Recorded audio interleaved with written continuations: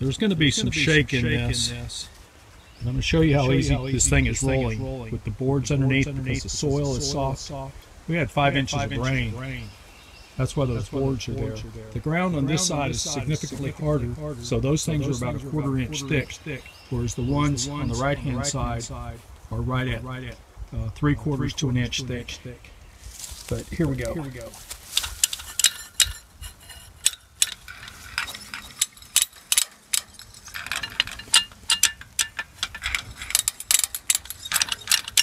Only moving it a few inches at a time. So watch this. Hopefully you'll be able to see it without too much camera shake.